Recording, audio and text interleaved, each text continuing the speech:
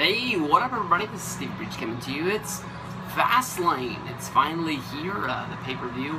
Honestly, I've been pretty negative on this show, thinking that it's not really going to be that big of a deal. Just sort of counting down until, I don't know what we're counting down to. I guess WrestleMania 31.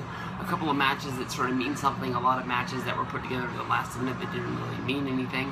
One of the last matches that were added was the opening match of the night, which was the six-man tag.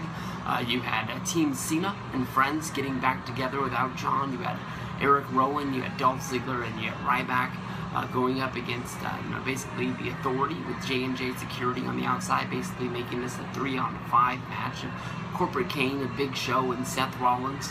And I don't know, the match, honestly, the way they opened up Fastlane made it seem like it was a big show. It had a good opening. It seemed like you were driving in a car, speeding down the road, trying to make sure you got there on time. And as you were going along, you saw different, highlights of different matches, whether it was Cena versus Rusev or, Daniel Bryan versus Roman Reigns or things like that.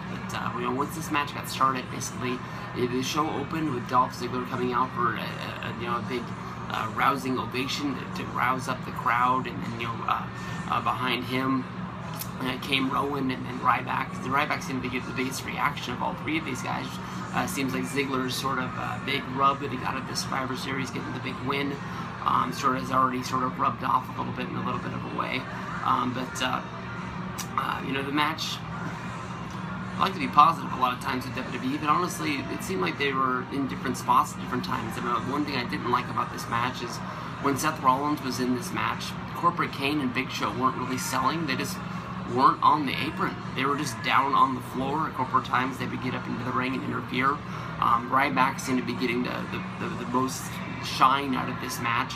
You would think that whoever's going to get the most shine out of this match is going to be getting some sort of a big shot at WrestleMania, with it coming up next month. I would hate to see this in any form of this match redone on the WrestleMania 31 card. I don't want to see Ryback and Ziggler team up. I don't want to see Rowan going in there. Yeah, it's weird. I forgot about Luke Harper and Mark Henry. What the fuck they're doing these days.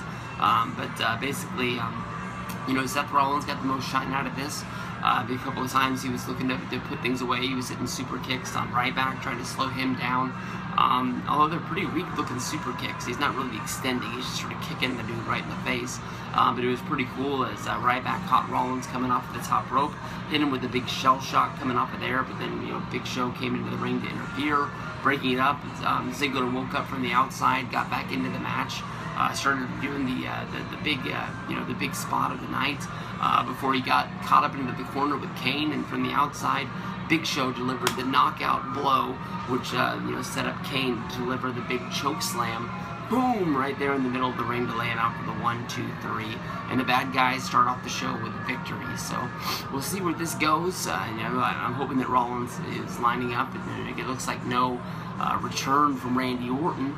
But we will see what we get from this in the future a little bit more. We'll move on to the next match.